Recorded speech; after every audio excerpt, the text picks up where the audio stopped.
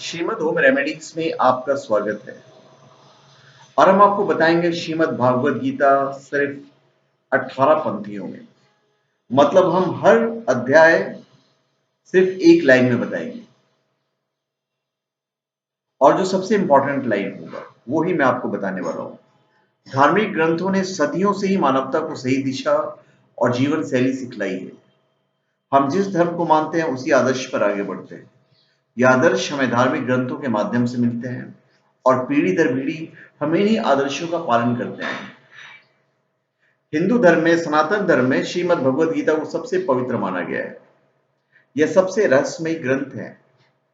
गीता मुश्किलों में राह दिखाती है, उलझनों को सुलझाने का तरीका बताती है, जिंदगी और मृत्यु का सत्य सुनाती है। इसमें सभी प्रश्नों का उत्तर है, जीने का तरीका बताया गया है। सबसे पहले हम आते हैं अध्याय 1 पर, जहां पर कुरुक्षेत्र के युद्ध स्थल में सैन्य निरीक्षण करते हैं अर्जुन।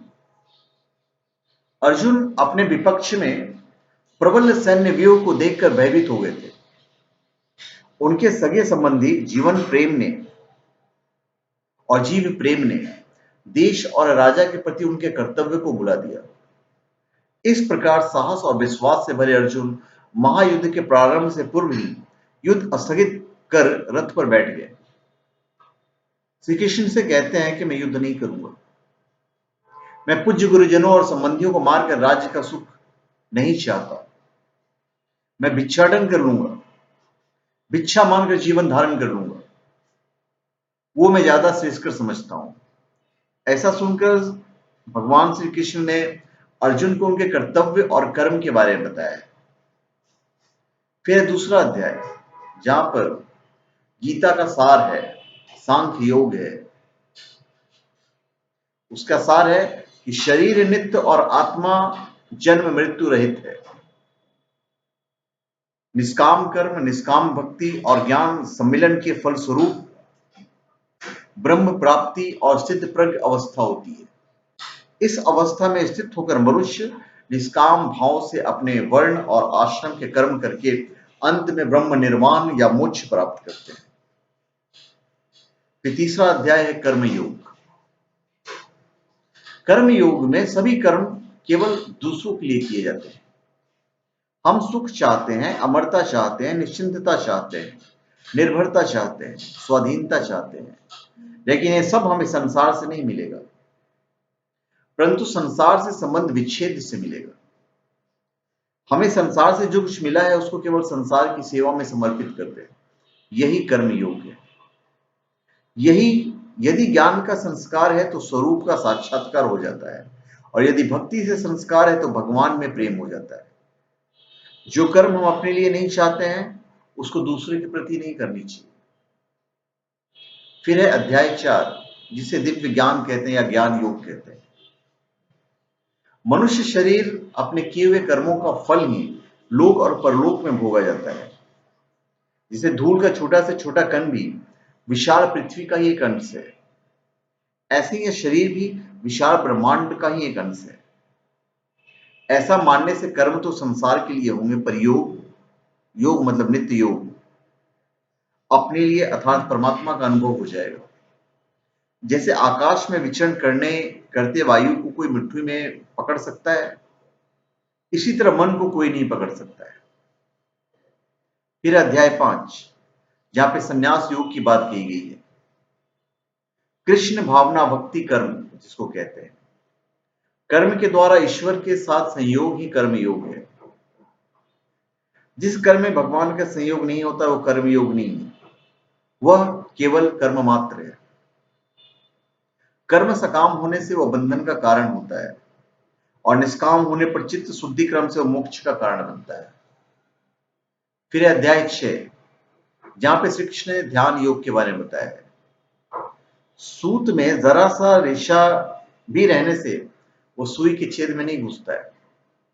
उसी तरह मन में मामूली वासना रहने से भी वह ईश्वर के चरण कमलों के ध्यान में लवलीन नहीं हो पाता है। फिर अध्याय 7, जहां पे श्री कृष्ण ने भागवत ज्ञान दिया है, ज्ञान विज्ञान का योग बताया है। जैसे घड़ा बनाने में कुम्हार और सोने के आभूषण बनाने में सुनार ही निमित्त कारण है, ऐसे ही संसार मात्र की उत्पत्ति में भगवान ही निमित्त कारण है। ऐसा जानना ही ज्ञान है। सब कुछ भगवत स्वरूप है, भगवान के सिवाय दूसरा कुछ है ही नहीं। ऐसा अनुभव हो जाना ही ज्ञान है। फिर अध्याय 8, जिसे अक्षर ब्रह्म योग कहते हैं, भागवत प्राप्ति कहते हैं। ईश्वर के प्रति थोड़ा भी प्रेम हो तो मन में निर्मल आनंद का संचार होता है। उस समय एक बार राम नाम का उच्चारण करने से कोटि बार संध्या पूजन करने का फल मिलता है। मन का एक अंश ईश्वर, मैं और दूसरा अंश संसार के कामों में लगाना होगा। फिर है अध्याय 9, जिसे परम गहु ज्ञान कहते हैं, राज विद्या राजगुह योग। वहां पे श्री कृष्ण कहते हैं कि मैं अपनी प्रकृति को वशीभूत करके उसी प्रकृति की सहायता से अपने कर्मानुसार जन्म मृत्यु के अधीन इन समस्त प्राणियों को पूर्वजित अदृष्ट के अनुसार बार बार विविध रूप से सृष्टि कर रहा हूं। केवल भक्ति से ही परमात्मा का दर्शन संभव है। फिर है 10वां अध्याय, जिसे विभूति योग कहते हैं, श्री भगवान का ऐश्वर्य। भगवान कहते हैं, मतलब श्री कृष्ण कहते हैं कि देवता लोग या महर्षि लोग मेरा प्रभाव या मेरा महात्म्य नहीं जानते, क्योंकि मैं देवताओं तथा महर्षियों का आदि कारण हूं। अतः मेरी कृपा बिना कोई मुझे नहीं जान सकता। भक्तों के प्रति कृपा के लिए वह उनकी बुद्धि वृत्ति में अधिष्ठित होकर दीप्तिमान तत्व ज्ञान के रूप प्रदीप के द्वारा अज्ञान से उत्पन्न संसार रूप अंधकार का नाश करता है। फिर है विराट रूप, जिसे विश्व रूप दर्शन योग कहते हैं। श्री कृष्ण कहते हैं, अर्जुन ने श्री भगवान के निकट विश्व रूप दर्शन के लिए कातर भाव से प्रार्थना की। चिन्मय रूप देखने के लिए चिन्मय दृष्टि की आवश्यकता होती है। इस कारण श्री भगवान ने अर्जुन को दिव्य चक्षु दिए। दिव्य चक्षुओं के द्वारा अर्जुन ने श्री भगवान का दिव्य रूप देखा। इस रूप का दर्शन होने से मनुष्य को परम गति मिलती है। तो 11वें अध्याय में भगवान ने अपना विराट रूप दिखाया था। फिर है अध्याय 12, जिसे भक्ति योग कहते हैं। कर्म योग और ज्ञान योग ये दोनों लौकिक निष्ठाएं हैं, परंतु भक्ति योग लौकिक निष्ठा अर्थात प्राणी की निष्ठा नहीं है। जो भगवान में लग जाता है वो भगवान निष्ठ होते हैं, अर्थात उनकी निष्ठा भी अर्थात भक्ति से भक्ति पैदा होती है।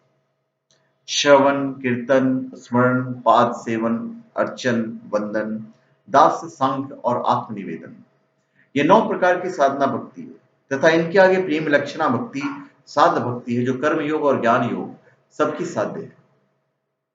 फिर अध्याय 13, जहां पे प्रकृति पुरुष चेतना, जिसको क्षेत्रज्ञ विभाग योग कहते हैं।